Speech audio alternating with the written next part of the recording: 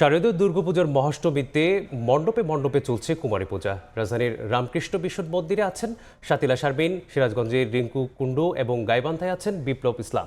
সরাসরি শুরুতে যাচ্ছি শাতিলার কাছে। এখন মহা অষ্টমীর জন্য যে আয়োজন, সেই আয়োজন কিন্তু সারা বাংলাদেশের পূজা মণ্ডপগুলোতে শুরু হয়েছে। রাজধানী রামকৃষ্ণ মিশনে সকালে যে অষ্টমী তিথির পূজা, সেই পূজাটি চলছে। এখানে আসলে মূলত প্রতিমার জন্য যে আয়োজনটি রয়েছে সেটা হচ্ছে দেবী দুর্গার যে শক্তি, সেই শক্তিকে ধারণ করে প্রতি বছর যে এই জনপদে বাংলায় যে দেবী দুর্গা পূজিত হন, সেই পূজা অর্চনার যে আচারগুলো রয়েছে, সেই আচারগুলো আমরা মণ্ডপে পালন করতে দেখি। তারই একটি আচার এখানে চলছে। এখানে মন্ত্রপাঠ চলছে, তারপরে প্রতিমার জন্য যে খাদ্যের ব্যবস্থা করা হয়, তার জন্য যে উপাচার সাজানো হয়, সেই উপাচারগুলো সাজানো হয়েছে। যারা ভক্ত দর্শনার্থী আছেন, এখনও পুরোপুরি যে কুমারী পূজা সেই ভিড়টি জমে ওঠেনি হয়তো। প্রতিমাকে দর্শনের জন্য মানুষের যে উপচে পড়া ভিড় আমরা দেখি, সেই ভিড়টি সকাল থেকেই শুরু হয়ে যায়নি, কিন্তু যে ভক্তরা আছেন, যারা আছেন, তারা কিন্তু আসছেন এবং তারা চেষ্টা করছেন যে প্রতিমাকে দর্শন করে তাদের যে আচারগুলো আছে প্রার্থনা জানিয়ে, পরিবার পরিজন সর্বোপরি দেশের মঙ্গলের জন্য যে প্রার্থনা থাকে প্রতি বছর, এই সনাতন ধর্মের মানুষ যে প্রার্থনাগুলো করেন, সেই প্রার্থনা কিন্তু শুরু হয়েছে। এবং এই যে প্রতি বছর বছর দেবী দুর্গা যখন মর্তে আসেন, তখন তাকে যে বরণ করে নেওয়া, তাকে বিভিন্ন আচারে সাজিয়ে তার বিভিন্ন রূপকে যে পূজা করা, সেই রূপের একটি বড় আকর্ষণ কিন্তু থাকে কুমারী পূজা। কুমারী পূজা এখনও শুরু হয়নি, তার মানে লগ্নটি শুরু হয়নি। যখন কুমারী পূজার লগ্নটি শুরু হবে, সেই লগ্নের পূজা কিন্তু শুরু হয়ে যাবে। আমরা এখন যে পূজাটি দেখছি, আগেই বলেছি, এই পূজাটি হচ্ছে অষ্টমীর যে তিথির যে পূজা, সেই পূজাটি চলছে। এবং এই যে মন্ত্রপাঠ, এই যে ঢাকের বাদ্য, এই সব কিছু মিলিয়ে পূজা মণ্ডপের যে পরিবেশটা থাকে বারোয়ারি দুর্গা পূজার, সেই পরিবেশটা কিন্তু পুরোপুরি রয়েছে এখানে। আমরা জানি রামকৃষ্ণ মিশনে যখন পূজা হয়, তখন সেই পূজার আকর্ষণটি কিন্তু প্রতি বছর অন্য রকমভাবে দেখা দেয়। এই অন্য রকম আকর্ষণের একটি অংশ যে কুমারী পূজা, সেই কুমারী পূজার পুরো আয়োজনটি আমরা আপনাদেরকে সরাসরি দেখাবো, কিন্তু তার জন্য কিছুটা সময় অপেক্ষা করতে হবে। হয়তো আর 2 ঘন্টার মধ্যে কুমারী পূজার আয়োজন শুরু হবে, তখন আমরা কুমারী পূজার আয়োজনে যাব। এখন যে মন্ত্রপাঠ এবং তিথির যে পূজাটি চলছে, অষ্টমী তিথি, সেই পূজাটি শেষ হলে আসলে শুরু হবে কুমারী পূজা। এবং আমাদের সারা দেশের যে পূজা মণ্ডপগুলোতে যে পূজা চলছে, তার একটু অংশ দেখে আসি। চলুন, রয়েছে সহকর্মী, চলে যাচ্ছে তার কাছে। আজকে কিন্তু মহা অষ্টমী এবং মহা অষ্টমীর যে আয়োজন, সেগুলো কিন্তু ভোর থেকেই শুরু হয়ে গেছে। আমরা এখন আছি সিরাজগঞ্জের গোবিন্দবাড়ি কালীবাড়ি মন্দিরে, এবং আমরা এখানে দেখছি যে মহা অষ্টমীর যে পূজা এবং ভোগের যে আয়োজন, সেই আয়োজনটি ভোর থেকে চলছে।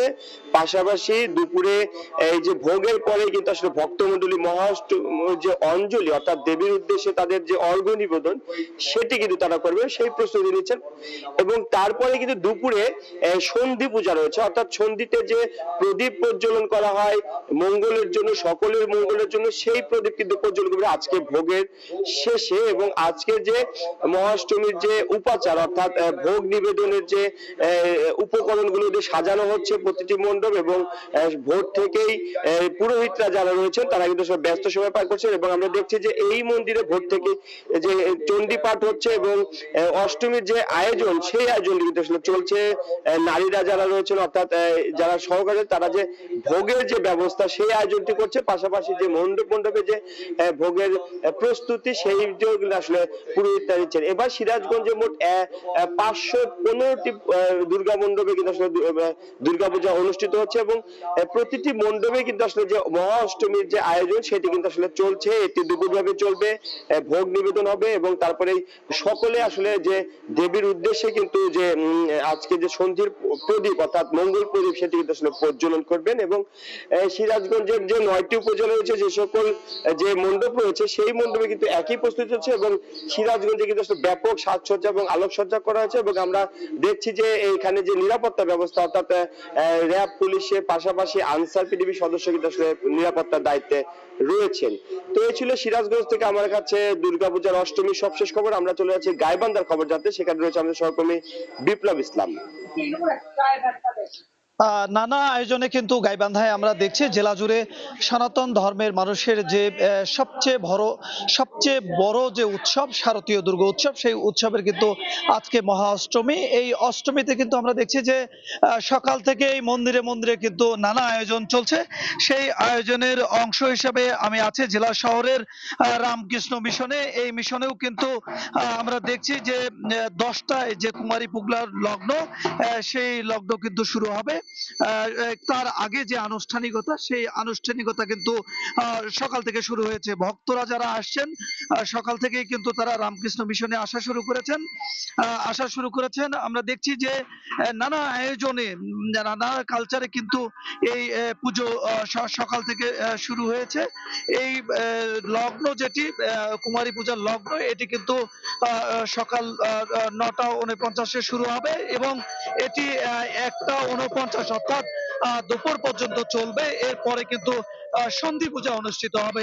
আমরা দেখছি যে এই যে পুজো, এই পুজো সবচেয়ে এই যে কুমারী পূজার যে আকর্ষণীয় পুজো, সেই পুজোর যে মূল আনুষ্ঠানিকতা, এটি কিন্তু সকাল 10টায় শুরু হবে। আমরা দেখছি যে জেলা জুড়ে যে রামকৃষ্ণ মিশন যে কুমারী পূজা যে সমস্ত মন্দিরে অনুষ্ঠিত হয়, সেই সকল মন্দিরে কিন্তু আমরা দেখছি যে যে আনুষ্ঠানিকতা, সেই আনুষ্ঠানিকতার যে মূল পর্ব, সেই পর্ব কিন্তু শুরুর এখন অপেক্ষা রয়েছে। তার আগের যে পূর্ব প্রস্তুতি, সেটি কিন্তু এখন চলছে। এই ছিল গাইবান্ধা থেকে শারদীয় দুর্গা উৎসবের সর্বশেষ খবর। শারদীয় দুর্গাপূজা সর্বশেষ জানতে প্রথমে যুক্ত ছিলাম ঢাকা, তারপরে সিরাজগঞ্জ, এরপর গাইবান্ধা থেকে।